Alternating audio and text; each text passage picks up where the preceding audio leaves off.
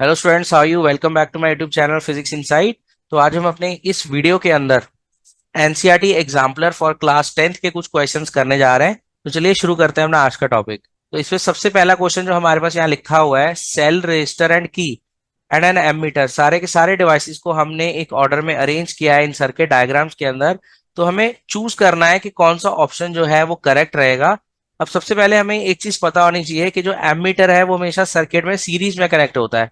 तो हम चेक कर सकते हैं सभी के अंदर जो एमीटर है वो सीरीज में कनेक्ट है, और जो बैटरी का नेगेटिव टर्मिनल है वो एमीटर के नेगेटिव टर्मिनल से ही कनेक्टेड है। सी, यहां भी नेगेटिव, यहां भी नेगेटिव, यहां भी नेगेटिव और यहां भी नेगेटिव। इसका मतलब ये तीनों की तीनों सर्किट डायग्राम जो है वो करेक्ट है, इसमें कोई भी गलती नहीं है। इसका मतलब all of these are correct. Clear. तो चलते हैं अपने अगले क्वेश्चन के ऊपर, दैट इज क्वेश्चन नंबर 2। अब इस क्वेश्चन के अंदर उसने हमसे पूछा है that in the following circuits heat produced in the resistor or combination of resistors connected to 12 volt battery will be। अब देखिए जितने भी कॉम्बिनेशन हैं सारे 12 वोल्ट के अक्रॉस कनेक्टेड है। तो इन सभी में से किसकी हीट जो है वो मैक्सिमम रहेगी, जिसमें रेजिस्टेंस सबसे ज्यादा रहेगी। अब देखो 2 ओम का जो रेजिस्टर है वो रेजिस्टेंस दे रहा है 2 ओम। जब 2 और 2 दो रेजिस्टर सीरीज में हो गए तो इसमें रेजिस्टेंस आ गई 4 ओम। जब 2 और 2 दो रेजिस्टर पैरेलल में हो गए तो यहाँ रेजिस्टेंस आगे बचे 1 ओम। अब इन तीनों में से मैक्सिमम रेजिस्टेंस किस केस में है? तो maximum resistance in this case of 4 ohm. तो इसका मतलब जिसमें रेजिस्टेंस मैक्सिमम है उसमें हीट मैक्सिमम होगी। Why? Because heat can be given as I square R T. पता है ना सभी को, जो हीट का रिलेशन है वो रेजिस्टेंस के साथ डायरेक्टली प्रोपोर्शनल है। तो जो मैक्सिमम रेजिस्टेंस है that is in a second case, so the heat will be maximum in the second one. तो चलिए चलते हैं बेटा अपने थर्ड क्वेश्चन के ऊपर। थर्ड क्वेश्चन में हमसे पूछा है that electrical resistivity of a given metallic wire depends on.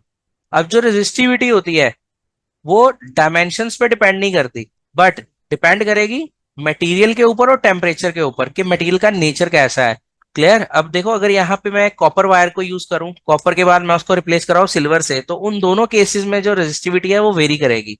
But अगर मैं एक ही कॉपर वायर लूं, पहले उसको हाफ कर रहा हूं बाद में उसको खींच के ट्वाइस कर दिया, तो बेटा उस केस में रेजिस्टिविटी इंपैक्ट नहीं होती।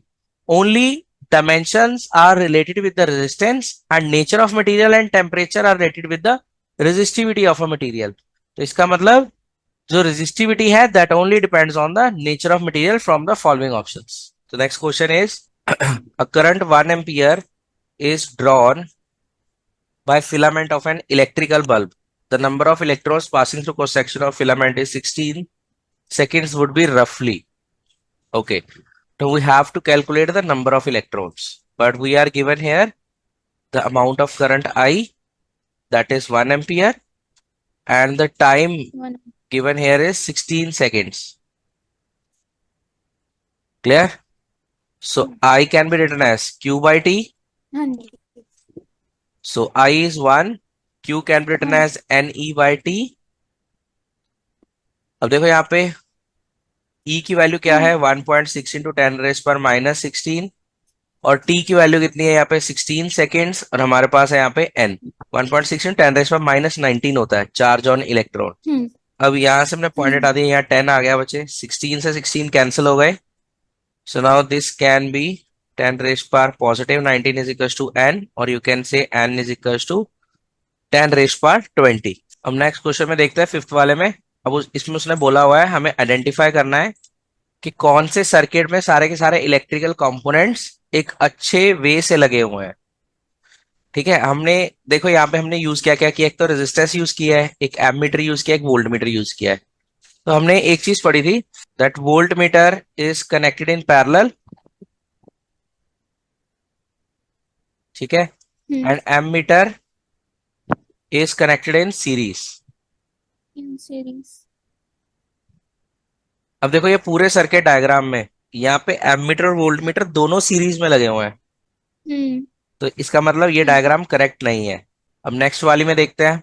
नेक्स्ट वाली में देखो वोल्ट मीटर रेजिस्टेंस के पैरेलल में लगा हुआ है और एमीटर सीरीज में है। राइट, पूरे सर्किट के सीरीज में है एमीटर, तो ये डायग्राम ठीक हो सकती है। Let's check the other options also. अब देखो यहाँ पे रेजिस्टेंस के क्रॉस एमीटर पैरेलल में लगा हुआ है, ये अगेन फिर से नहीं हो सकता क्योंकि एमीटर हमेशा सीरीज में लगेगा। Again in the next option C we are having voltmeter in parallel and ammeter in series. Sir second और फोर्थ सेम ही है। हाँ, सेकंड और फोर्थ आप ध्यान से देखिए, इसमें कुछ ना कुछ वेरिएशन है। ध्यान से देखिए, देखिए कुछ नजर आ रहा होगा आपको। एमीटर के टर्मिनल्स ऑपोजिट एम होगा। मीटर के टर्मिनल्स, वेरी गुड। तो फिर कैसे करेंगे इसको? यस बेटा, यहाँ पे वेरी गुड, आपने बहुत सही आइडेंटिफाई किया कि इस डायग्राम में एमीटर का negative is towards the negative of battery, and in this diagram the positive of ammeter is towards the negative of battery। बहुत अच्छे से आपने आइडेंटिफाई किया। हाँ तो जी। कैसे कैसे पता लगेगा कौन सा सही है? Sir fourth. Fourth one, no बचे, the second one is correct. Hmm. देखो, जब बैटरी का नेगेटिव एमीटर के नेगेटिव से कनेक्टेड है, और you can say positive of the battery is connected with the positive of ammeter. See in this case ammeter is connected in series. इस case में बेटा एमीटर को उल्टा लगाया हुआ है। अब उल्टा लगाने से क्या होगा, जैसे इनिशियली एमीटर की रीडिंग जीरो पे होती है, तो जब एमीटर करंट की डिफ्लेक्शन शो करेगा वो शो करेगा बिलो जीरो, मतलब नेगेटिव साइड की डायरेक्शंस को इंडिकेट करेगा।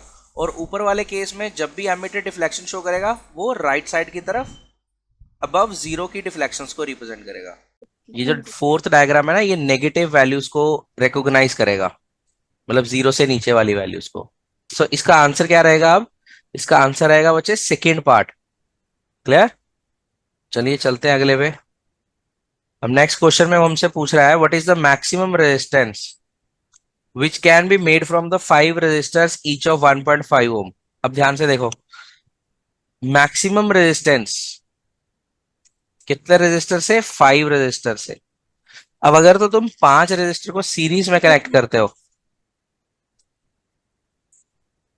तो क्या होगा, हम्म। सारे के सारे रेजिस्टर्स प्लस हो जाएंगे।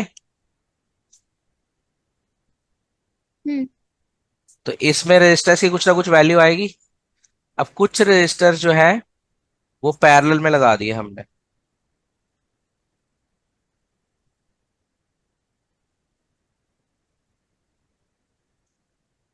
ठीक है। हम्म। ये 5 रेजिस्टर हमने पैरेलल में लगा दिए। अब अगर हम इसको सॉल्व करेंगे तो रेजिस्टेंस की वैल्यू कम बनेगी, इजंट इट? क्योंकि पैरेलल में देखो, हाँ। सीरीज का लॉ क्या होता है कि जो नेट रेजिस्टेंस आएगी वो बिगर रेजिस्टेंस से भी बिग आएगी। Okay, that is more than the bigger resistance. Hmm. और जो पैरेलल वाली होगी बेटा, इसमें आती है lesser than the lowest one. मतलब अगर यहाँ पे मैं सारे के सारे 5 ओम के रेजिस्टर कनेक्ट कर दूं तो पैरेलल में जो रेजिस्टेंस मिलेगी net, that will be lesser than 5।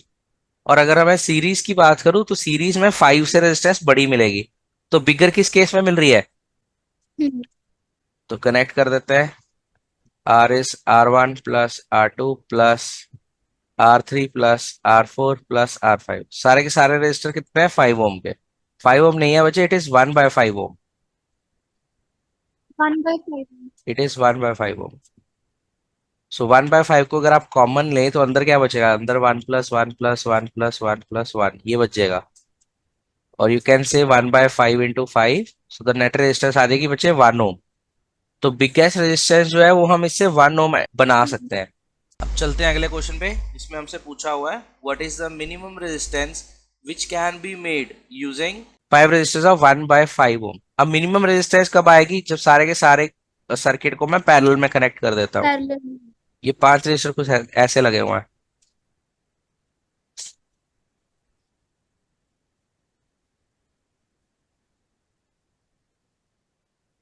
ठीक है। तो ये आ जाएगा हमारे पास 1/R इज इक्वल टू, ये 5 ऊपर चला जाना है न्यूमिरेटर में, 5 + 5, हम्म। सो 1/R इज 25। और यू कैन से R इज 1/25। तो जो हमारे पास लोएस्ट रेजिस्टेंस आएगी दैट विल बी 1/25 ओम। अब नेक्स्ट क्वेश्चन में देखो, एट्थ वाले में हमसे क्या पूछ रहे हैं? हमसे पूछा जा रहा है कि प्रॉपर अरेंजमेंट बताइए जिसमें हम सेल्स को सीरीज में कनेक्ट करे हुए हैं। यस, हम्म। देखो, अब यहां पर तो जो सेल्स के अंदर वाले टर्मिनल्स हैं, that is positive negative negative negative positive negative, ये आपस में कनेक्टेड नहीं है। तो इसका मतलब ये तो आंसर नहीं होगा। हम्म। और ये फोर्थ वाला भी आंसर नहीं होगा नहीं। क्योंकि इसमें भी अंदर वाले कनेक्शंस नहीं है। क्लियर? हम्म। अब देखो, जब भी हाँ जी। हमने सेल्स को सीरीज में कनेक्ट करना है, तो एक सेल का पॉजिटिव, एक का नेगेटिव, अगले का पॉजिटिव नेगेटिव, ऐसे अल्टरनेटिवली वो कनेक्ट होते हैं, सो दैट एक टर्मिनल आपके पास पॉजिटिव मिले और एक टर्मिनल आपके पास नेगेटिव मिले इन द एंड।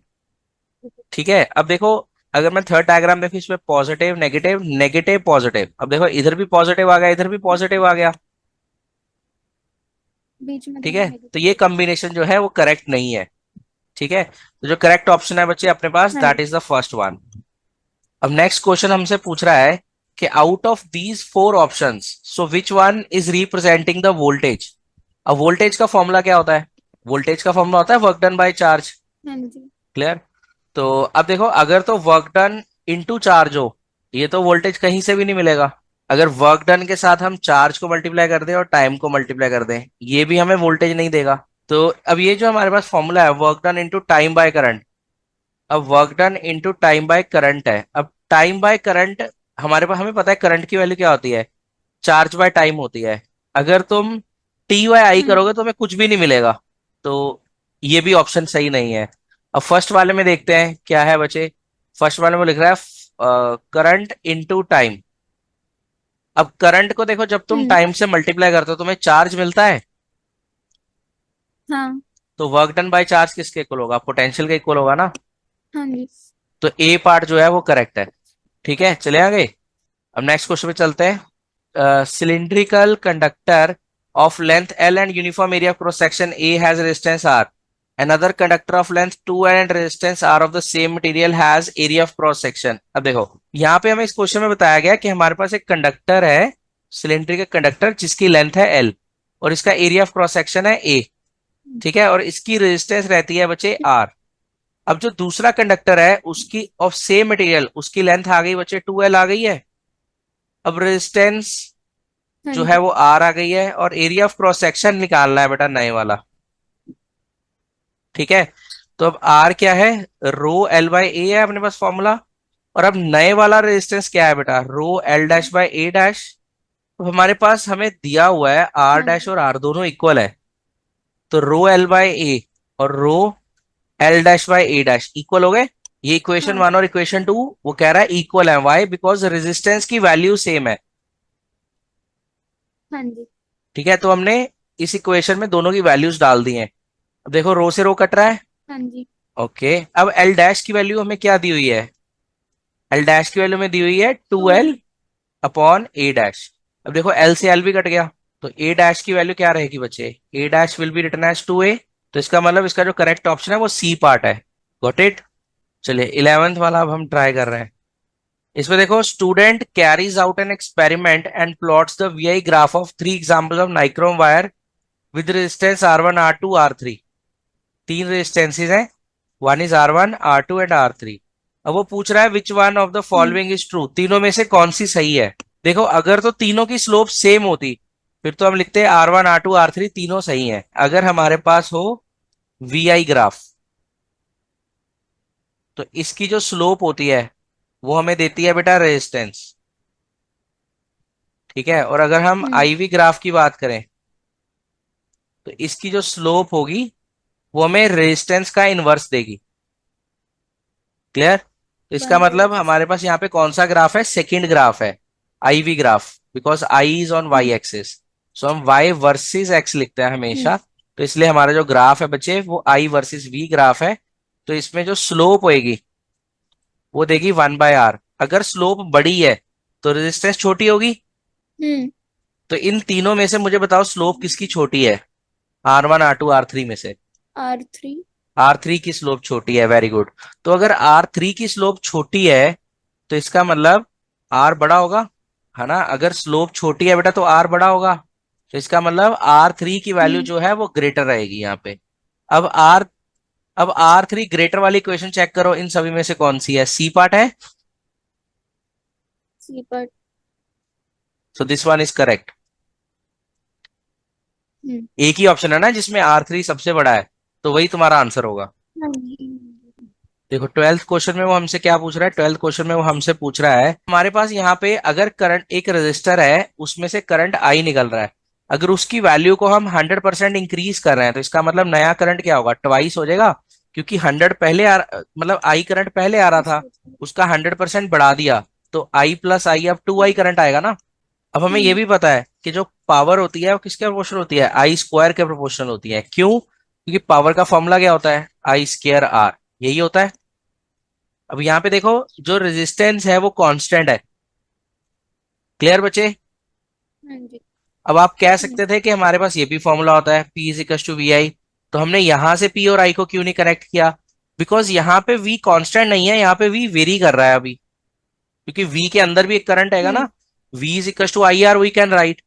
तो इसका मतलब V भी वेरिएबल है, तो हाँ हमने जी। पूरी इक्वेशन को एक कांस्टेंट टर्म्स में लिख दिया है। तो जिसको हम लिख रहे हैं P is equal to I square R. Any confusion? करे सॉल्व इसको। हाँ जी।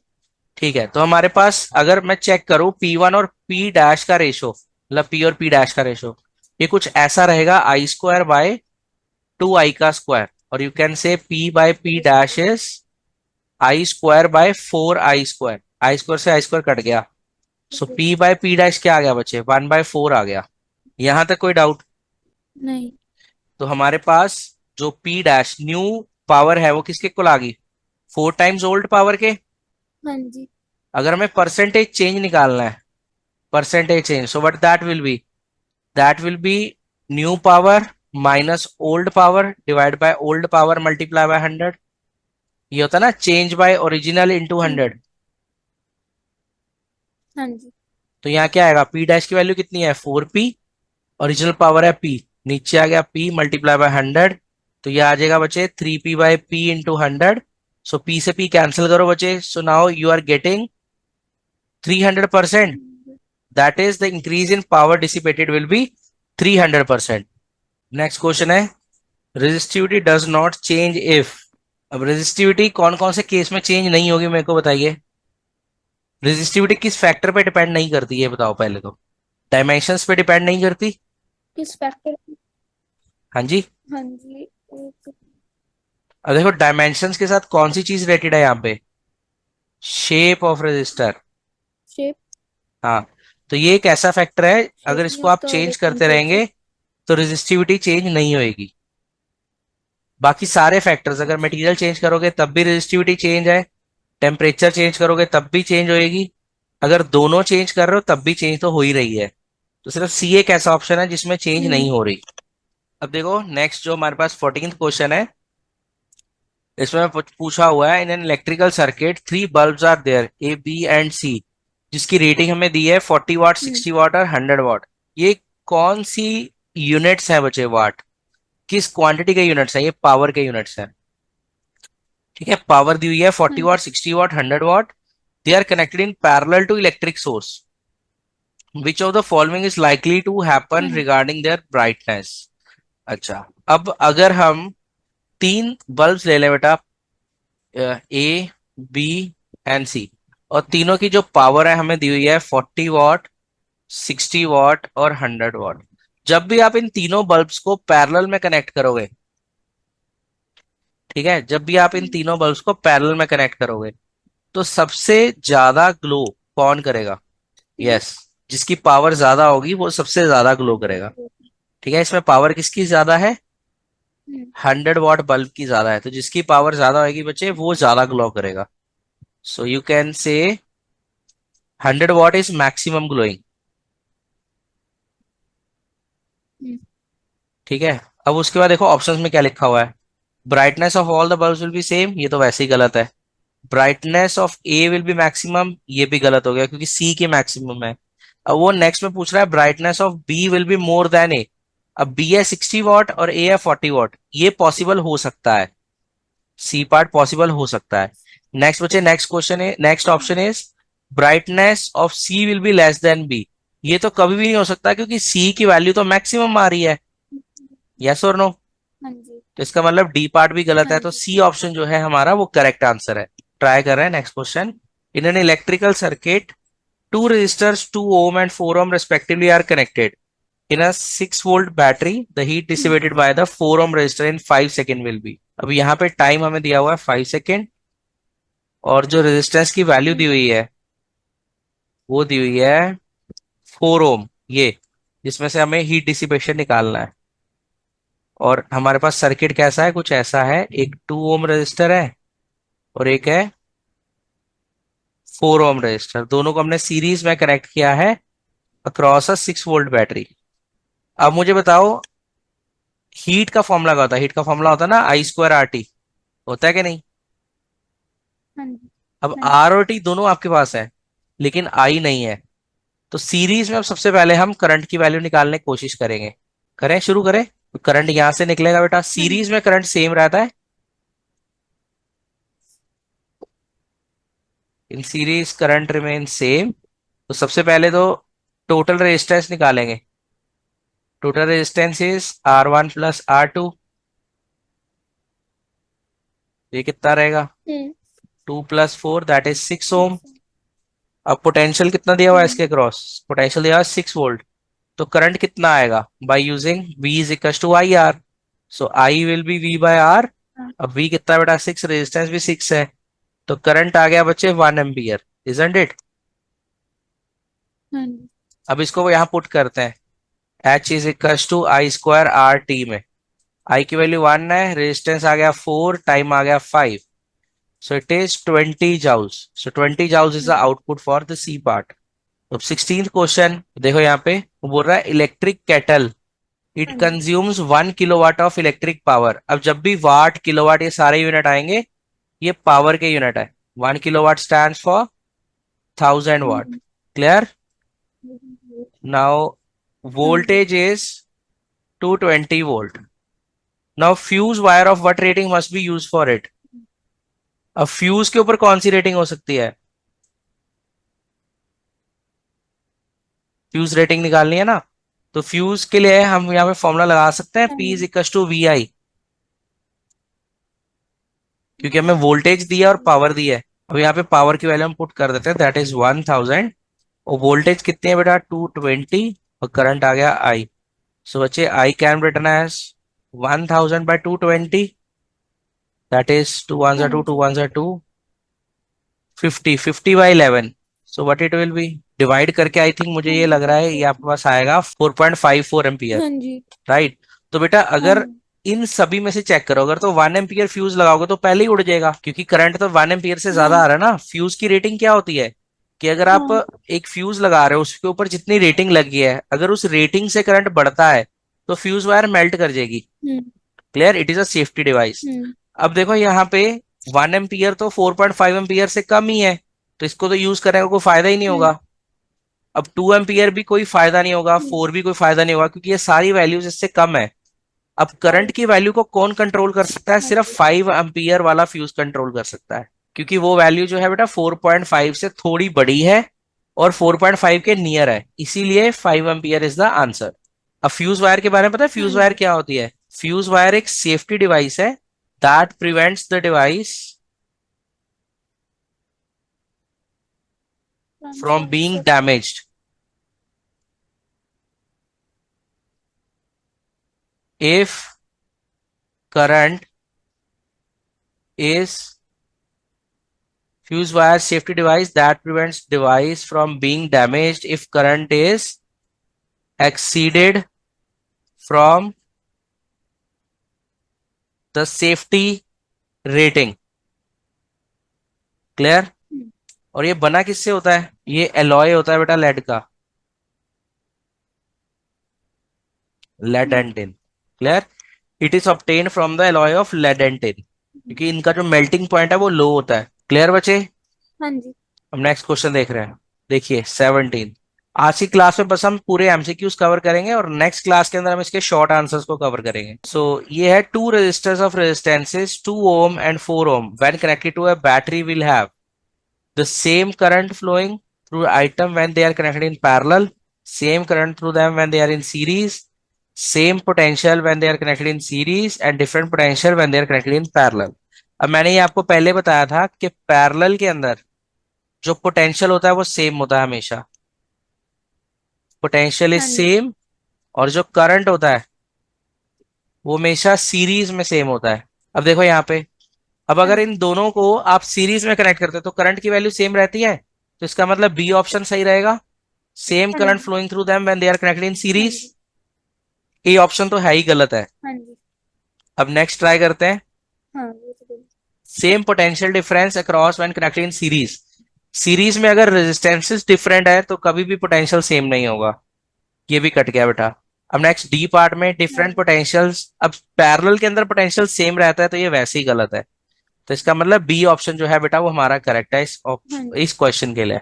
हाँ जी सर। चलो अब नेक्स्ट चल रहे हैं। नेक्स्ट देखो, उसने पूछा है इलेक्ट्रिक पावर के लिए फ्रॉम द फॉलोइंग कौन सा यूनिट सुटेबल रहेगा। देखो सबसे पहले अगर मैं बात करूं जाउल सेकंड की, तो जाउल इंटू सेकेंड, तो ये हो गया बेटा एनर्जी इंटू टाइम।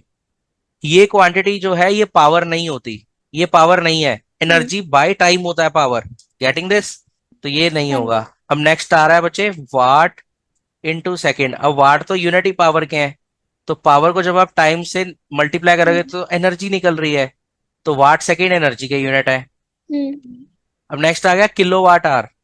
अब किलो वाट और आर, किलो वाट जो है वो पावर के यूनिट है, आर टाइम के यूनिट है, फिर से प्रोडक्ट करोगे तो एनर्जी निकलेगी। अगेन किलो वाट आर जो है वो पावर के यूनिट नहीं है, ठीक है। हम्म, अब ओके। नेक्स्ट हमारे पास आ रहा है वोल्ट एम्पियर। अब वोल्ट एम्पियर क्या होता है? वोल्ट किसके यूनिट है? हाँ जी। पोटेंशियल के।